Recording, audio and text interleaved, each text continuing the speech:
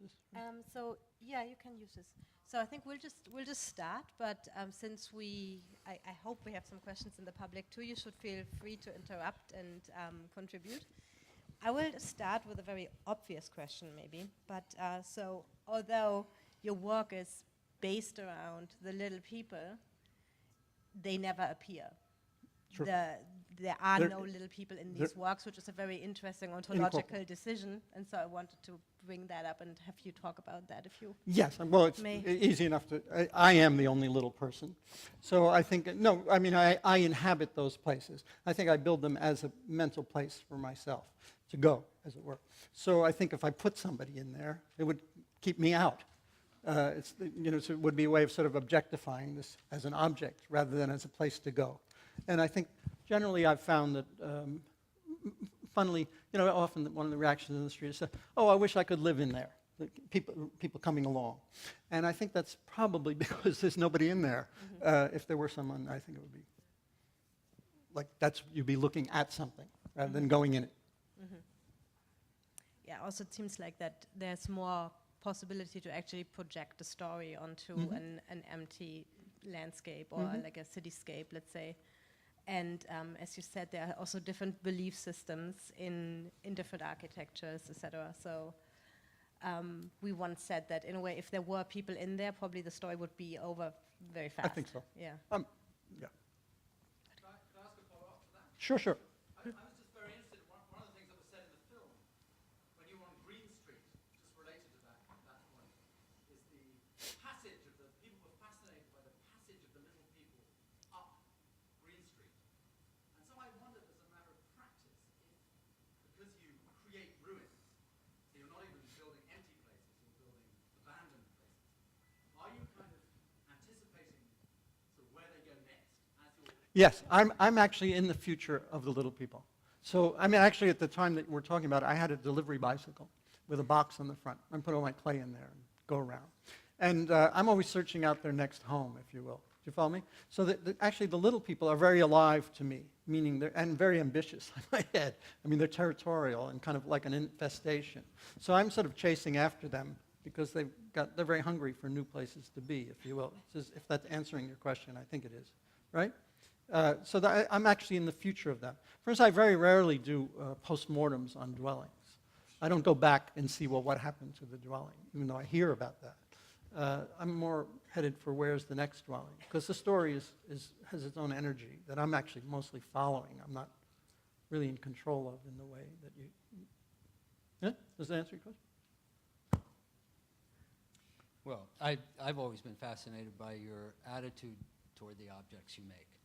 So the goal of what you're doing, as far as you're concerned, is not to produce things, art objects, but to realize a vision or fantasy, as you said, to have that experience and also create the conditions for the viewer to have a kind of revealing encounter.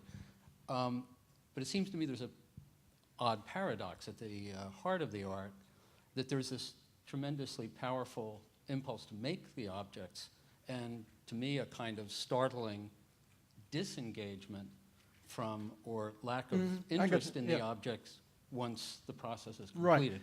Right. So I'd like I to can answer that. first talk about the making. You mentioned in passing your central goal or activity in making the objects, more or less existential terms. You've called it, to me, making home. Being able to find a home, to be at home rather than be errant or lost, as you put it. And you said the making of a dwelling is about being in that place and becoming in that place. Yeah, I mean, there's a compulsivity to what I do, which to me identifies as that kind of necessity to get home, as it were. And I think the compulsiveness of the tweezers and the little bricks and so is part and parcel of that. It's the energy towards the thing. And there's a tremendous, for instance, I don't leave a dwelling midstream because I'm never sure it'll be there if people want me to come for lunch or whatever. But in the streets, people bring me a tray. I know that. But so there's a kind of, it's headed towards a certain point and actually arrives to a certain kind of ecstatic moment for me, which is when at the end, after all this boring building, sprinkle this wet clay with sand, and the colors become very vibrant, and the thing crystallizes. And that's actually the only interesting moment, or the only where I'm headed, as it were, is to that moment. Funnily, I don't think the thingness of them at that point is of any interest to me beyond. In other words, I think, for instance, on the Lower East Side, I always thought that, well, if they stuck around, they'd become like statuary that you'd very easily forget. And in a certain way, the witnessing of the drama of them being, built very preciously and then destroyed reinforced their effect in a certain way, and their political leverage, certainly, and the whole sense of, they're built in, for instance, in a way that if somebody wants to actually possess it, they destroy it. So that it's a gift on a certain level, but it's a kind of very thorny gift, because if you think that you're going to protect it by taking it home, you actually break it and destroy it and deprive other people of it. So it has a kind of communalness to it.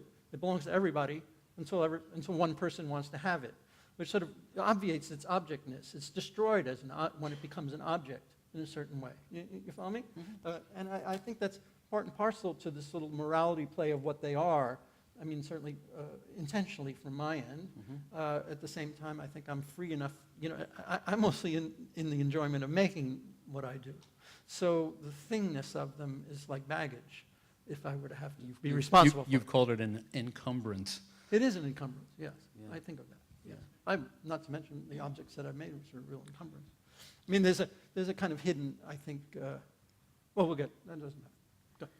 I was just thinking, when you brought up the fact of possessing them and possession would then mean destruction, that for me was kind of a segue into these feminine, male, like male-female form topics and issues. I mean, issues, I don't know if that's really the word, but so we had a discussion about this. So we brought up Lucy Lippard, we talked about Judy Chicago and their writing at the time, and where they defined a certain female imagery that they thought was more prevalent in the production of certain female artists, which your work very much actually corresponds to. So there were characteristics such as circular forms or empty voids, spills, and et cetera, et cetera. So I was kind of had the hypothesis that a certain perception of your work versus people such as Smith or Mother Clark also had to do with these kind of feminine or female imagery issues. Is that something you want to say something about? Yeah, I don't know if I certainly haven't thought about it that way. So I do think that at the time that I began, for instance, an anecdote.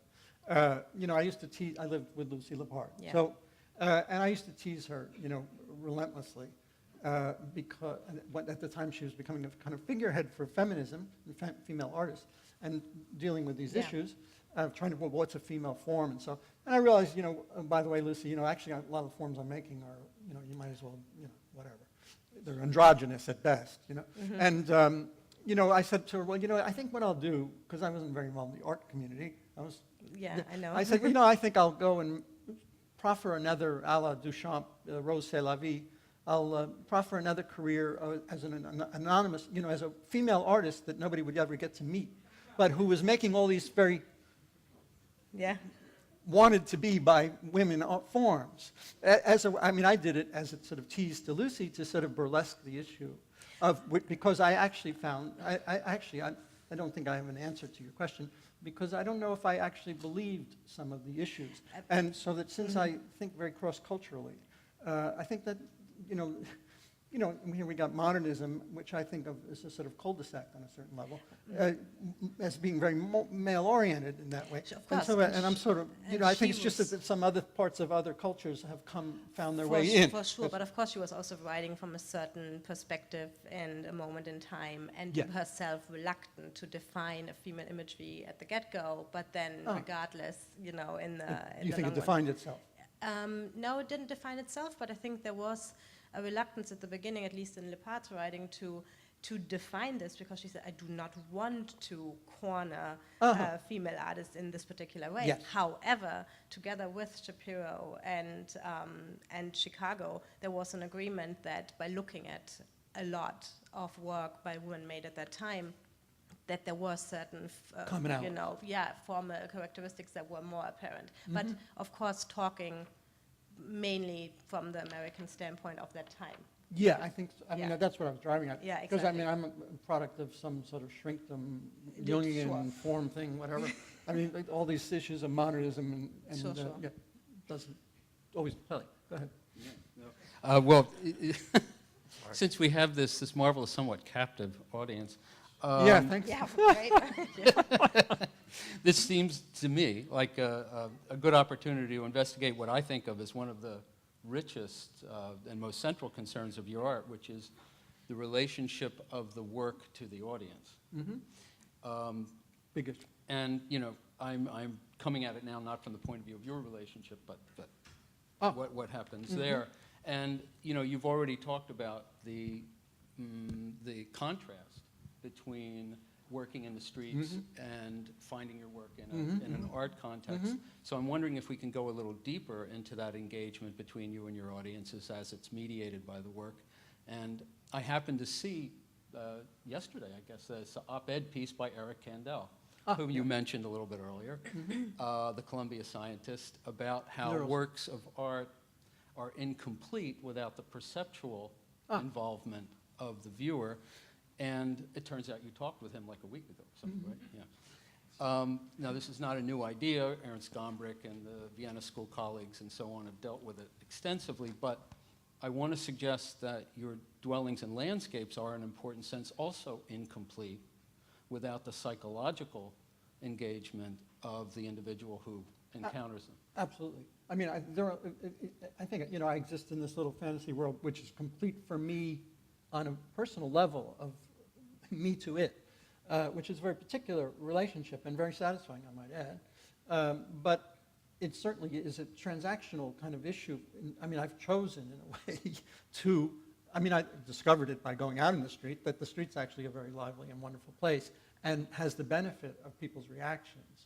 And to the extent that I really sort of hold hands with my audience, I think you know, there's a sort of funny hidden irony to my life, I think. You know, here we are in MoMA. You know, I always think that it's so ironic that the people in, for instance, museums have to pay for my work, which is the worst version of my work. The objects, as it were, in a dead space, that they're paying for the work that I'm giving away free in the street, who are getting the better version of it. So, I mean, it's sort of like, what's that? You know, it's like, doesn't compute very well. I mean, I can imagine other cultures where my behavior would be the thing that was paid for just for going out, not paid for, but endorsed in some way as a shaman or as in a different kind of culture where the value wasn't put on whether it's something you could keep and sell as opposed to something that's transactional in the way that you're describing, I think. And certainly that's an issue for me. Well, and there's a quote, just to follow up on that it's sort of transactional.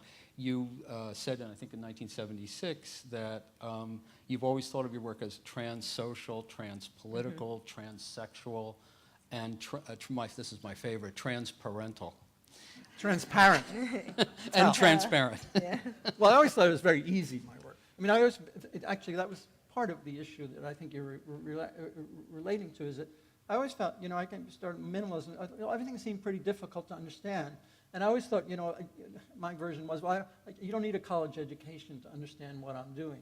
And that was certainly proven to me in the street, that people could get in it very meaningfully. Josepha, for instance, more meaningfully than most any art context person. Sorry. More than you. No. That's not what I meant. Sorry. No. Present company. Yeah, it's present company. Right? Whatever. Sorry. I misspoke. Edward, don't worry. At one point of your talk today, you said, that was when I still thought of myself as artist. And then I thought, this is something that you do sometimes, because I mean, even if you worked on the streets, I think you would admit that your work was still Oh, yes. a work of art. I'm an artist. No Okay, question. I just I'm wanted to different pick up kind, on it. I wrote different it kind down. of artist. I just think mostly art is not art, but whatever. I mean, it's Well, different kind of what art. does that mean? Well, in a certain way. I mean, I think, you know, I guess early on I thought of, you know, if you step back a bit, I think, you know, modernism for me was kind of cul-de-sac. So, you know, it's a very, like anomalous in a certain way. It has certain I mean, here we have upstairs the Venting Abstractions, a fabulous show. I love Matisse and Picasso as much as any person does, I'm sure. But it seems very, I mean, I never could imagine myself trying to spend my life in that idea, and no less even understand it, actually. Not sure I'm capable of. So, I mean, I think that's kind of things that are excluded and that are then available to me in the street, things are excluded in this context, are the things that I've found more more lively for me, if you put it that way, or more able to be of use. But it's about utility. I mean, a lot of the things I do, I think are, like searching out contexts, whether it's Dumbarton Oaks or a mental hospital, that give a kind of reflection, like different faceted reflection back to me of things that tell me something about who I am and what I'm doing. And I won't find that in this context of a white wall and so on. It's a way of sort of finding arenas or contexts that reflect back a different version, if you will, a different aspect of what I'm about. And I think that's what I've tried to do, actually. Choose places like that. I'm wondering if there are questions in the public. Yes. Do we have the mics? Yeah, the lady in the front.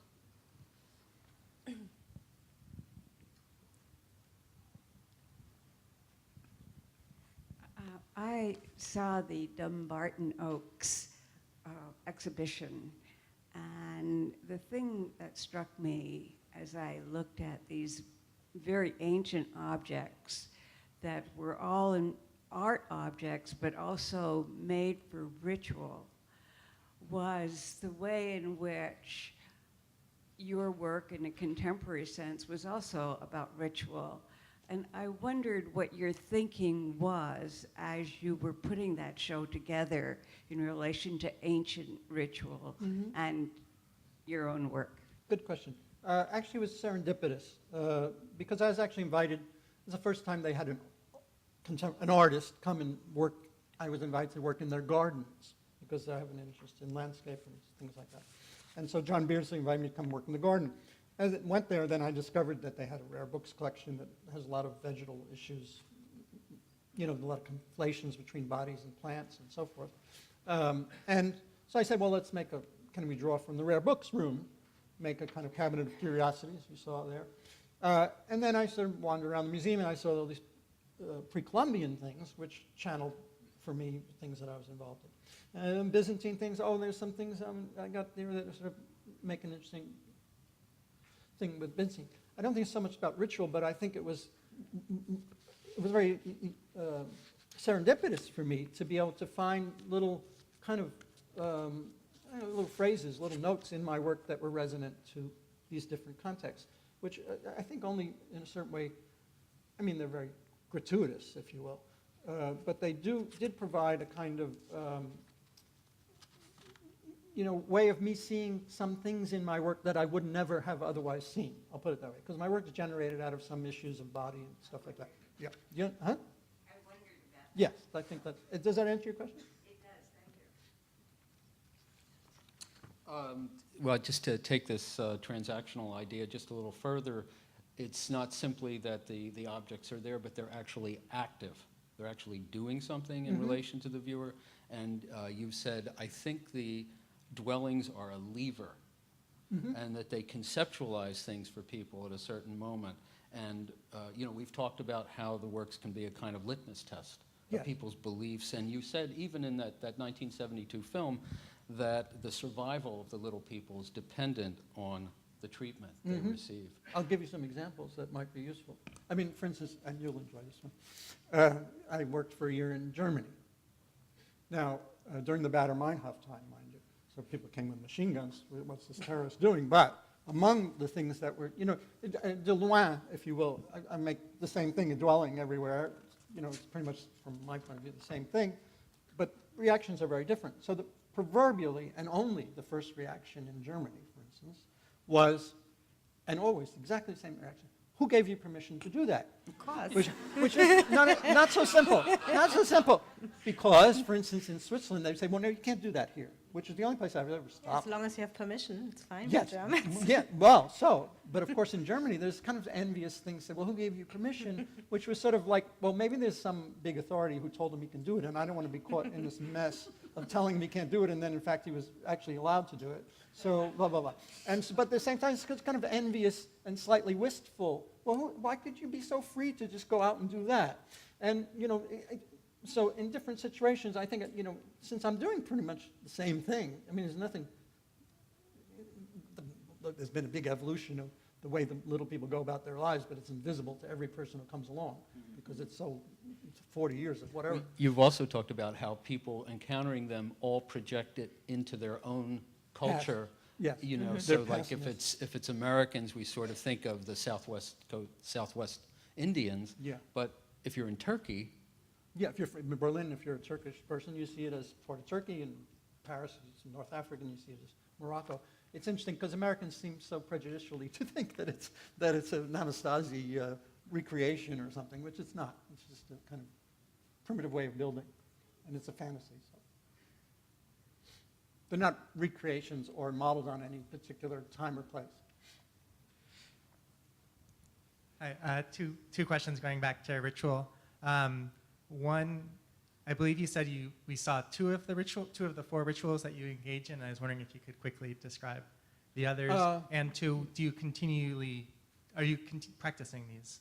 I haven't recently, but I used to do them very episodically, particularly landscape body dwelling, which was a way of really reinforcing some of the relationships very strongly. There's one other one where after being born from the earth, it's a film also actually, I then take my body and there's a clay landscape and I give the impression of my body back to the earth. So I use my body, sort of like a gutai kind of thing, use my body to form the earth. So it's like giving back the memory of my body to the earth. And then there's another one that involves essentially populating a woman. There's a film of that too. I go build a dwelling on a woman. Pretty woman too. That was not very feminist. Huh? That was not very feminist. I think, no, whatever. Beautiful woman. Does that make it better? No, no, no. It makes it worse. Other questions in the public?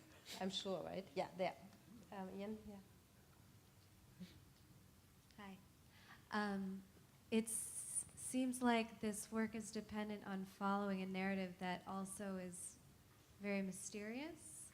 And I was wondering to what extent you can't know what's going on with the little people, and whether there are any little persons, like celebrities or like legends within the culture. No, well, I've that written a lot stand about out. the little people. So there are stories about them, but they're not pinned on personages. Yeah, the important part is that in this sociology that Charles wrote, they are always collectives. There are no individual little people. So there are different groups within the little people that have different belief systems. And actually, I had a question about that. One of them is the linear people. And they sound like really evil capitalists at the beginning. So they use all their resources. And No, that's the spiral. Oh, the spiral people? The spiral people, that's true. The spiral people, they use all their resources and then they just use the past to build, they use it as a building material. But then there was also something about them not keeping any possessions, I think. I couldn't Yeah, quite... they're not allowed to have any possessions. Yeah, Everything they is don't have contributed to possessions. And so then I thought, then they can't be. So who are they? So I was really intrigued by government. who... No, they're the extremity of capitalism in that way. Is that what you mean? Ah, Yes, okay. because everything is donated to make this thing go as high as it can go. So it's But that was collective. interesting because they basically give all the belongings and even at one point jump off the dwelling so that the dwelling can be built higher. So they become victims of the system in that way, but deliberately so. Mm-hmm. But I thought the fact that they would not keep any belongings, that was very uncapitalistic of them. So I was a little puzzled by... Well, I have no answer to that. I actually suggest you all go read it. It's on my website. You Yeah. can read the Three Peoples. It's really fun. Very interesting, yeah, Very you fun, should. yeah. Okay, it'd be easier to explain it that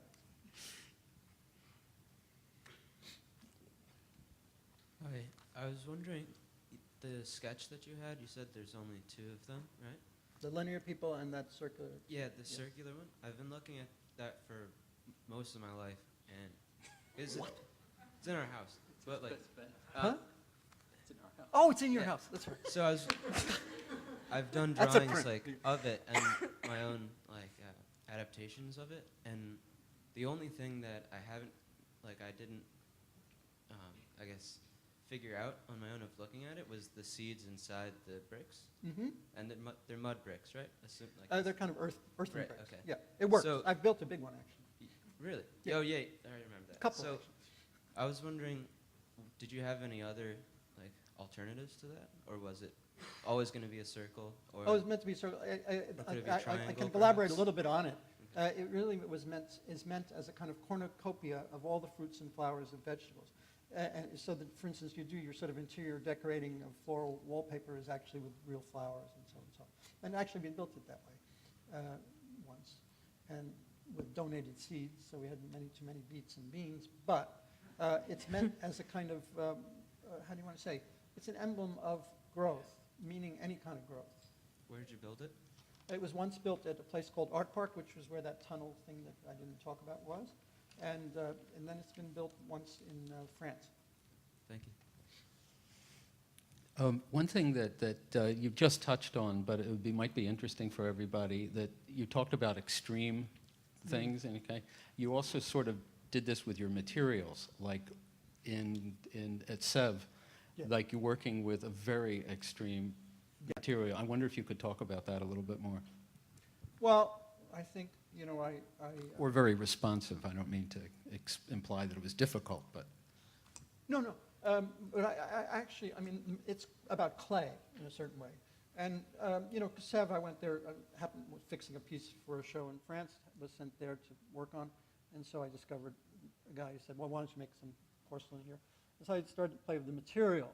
And the material was what fascinated me in the front end, which was, I have a very, very, very, very clear and articulate mental vision of what I want to make.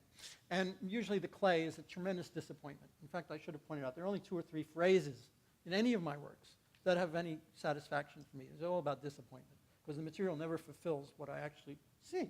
And so Sev seemed to offer this porcelain that, for instance, they make little figurines, and I said, okay, bring me some pubescent legs, and, little, they put them from molds of little raw porcelain, and I'm going to make varicella,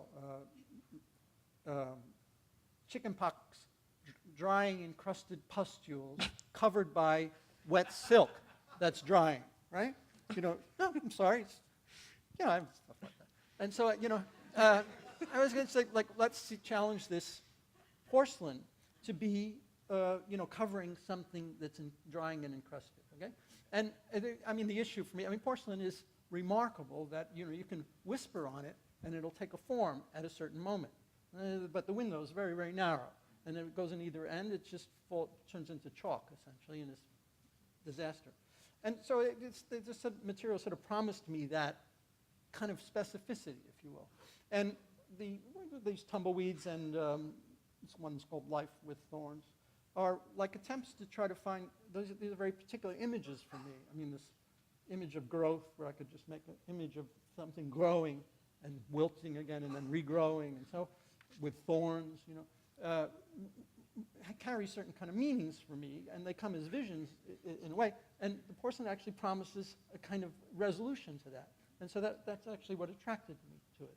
In the meantime, often it goes in the oven, and there's a wonderful saying in Sev. They say, well, porcelain's like an old lover who you somehow didn't notice that you said something that offended them, and then when they go in the oven, it's going to come out and break because you didn't know, you didn't even remember the thing you said that was wrong.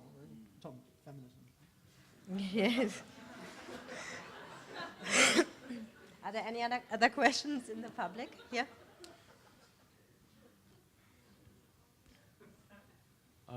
In the making of your objects and fantasies, would you say there's any consideration for how other people would view them, or is it? No, none whatsoever. It's just your.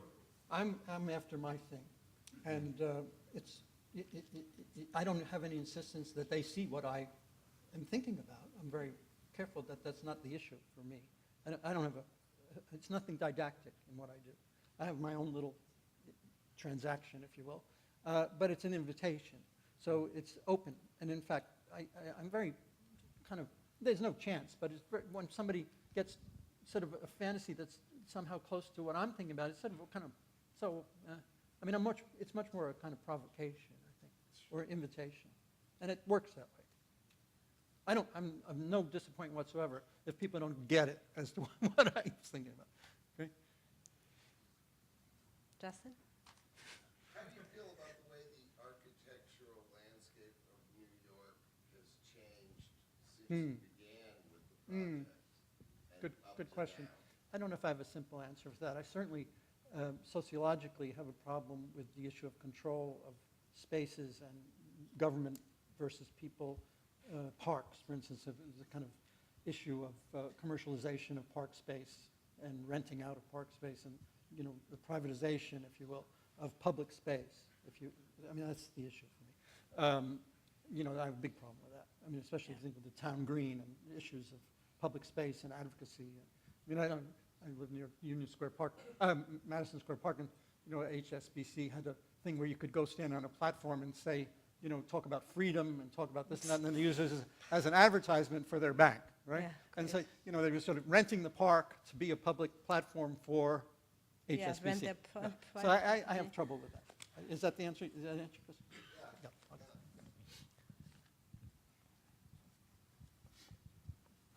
need a mic. My question is about scale, because one of the things that struck me about your talk is you have, as you've said again and again, you've done basically the same thing all over the world. And then suddenly, out came this slide where you had a gigantic tree sticking out of, was it in Basel? Mhm. Gigantic. And I think on the right of the screen there was what looked like a kind of life-size construction of one of your living walls. So I wondered if you Oh, talked, I didn't maybe I'm wrong. It looked Don't like know. a Yes, wall the that was- Gold House. Oh, yeah. Maybe I'm wrong about that. But at least there was the tree sticking out of the museum. Did you? I suppose it's a kind of light-hearted question in a way. Did you suddenly sort of rub your hand with glee and say, "At last, I can work"? No. Actually, it's a good. Yeah, actually, it's a very good question because I often answer the issue. I don't actually think in scale. For instance, the dwellings are not made small.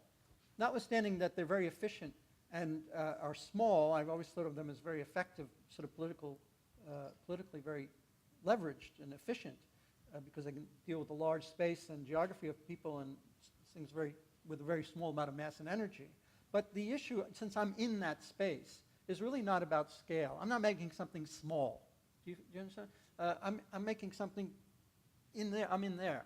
And so the translation of that into, quote, real big scale or real scale, real-time space, isn't really that much of a dislocation for me. I don't think big and I don't think little. I just have an image of things. I mean, some of the things I do have to do with addressing a given, reality, a given situation or context that may need to be bigger or littler. But purely technically, it must present very different challenges. Well, fortunately, I didn't have to cut down the trees and hollow them out and put them around things. I think we should go. Oh, I'm sorry. Yeah, let's take maybe 2 more questions and then, People have to do their taxes. yeah. I just wondered, you were saying that when you finish one of the small dwellings, that you're finished with it, and then you go on to something else, and that you don't care what happens to it, and that you at that point regard it as an encumbrance. Well, And so no, my the que- objects that I make, I think of as encumbrance. Yeah. The dwellings I leave, I'm free, I'm gone. Right. So my question is, you seem very heavily to photograph and document all these objects, so why do you do that? Actually, I've never photographed any of my dwellings, hardly. These are mostly just pictures that people have taken along the way and have given to me.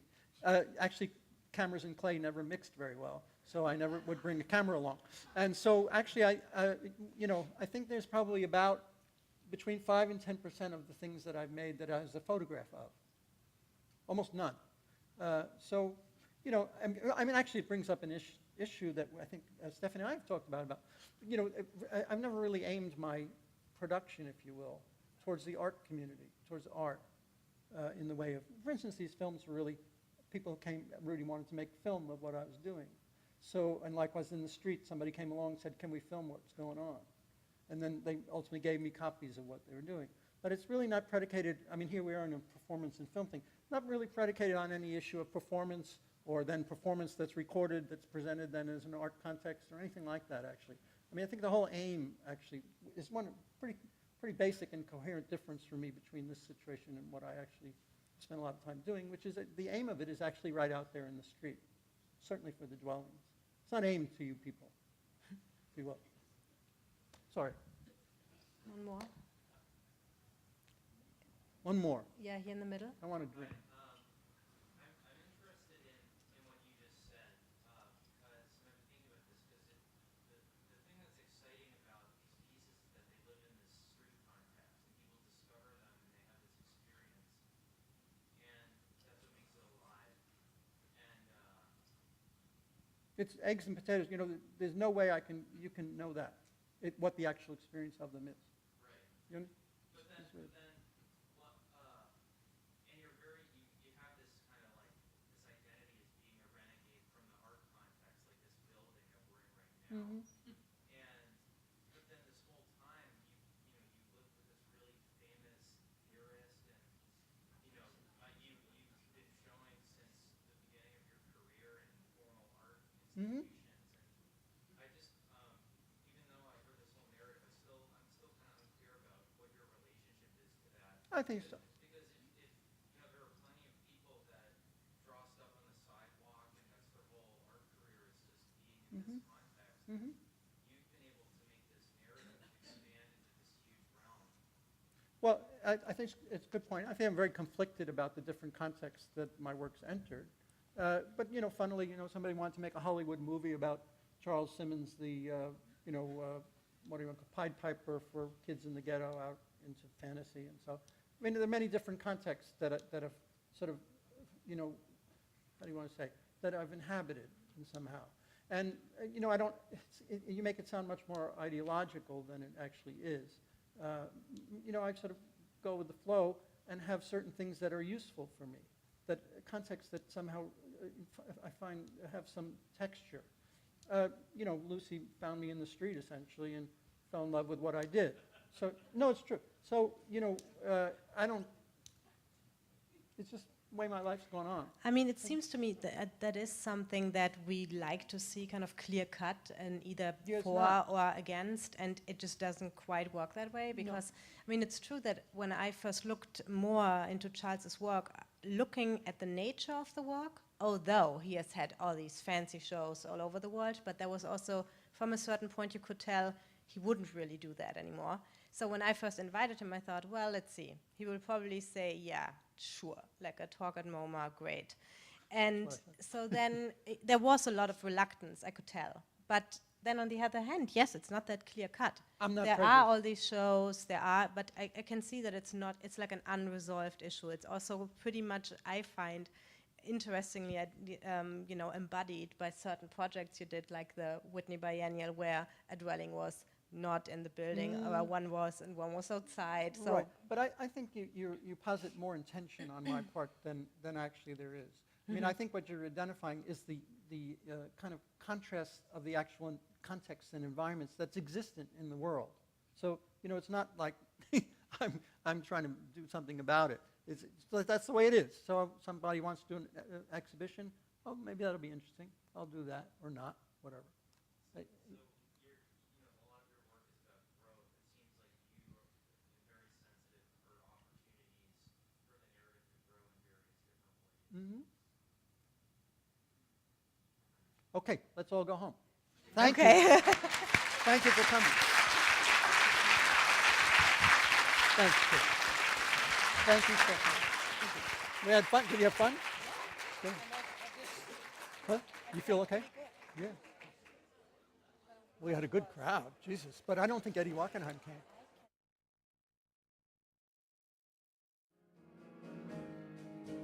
One of these mornings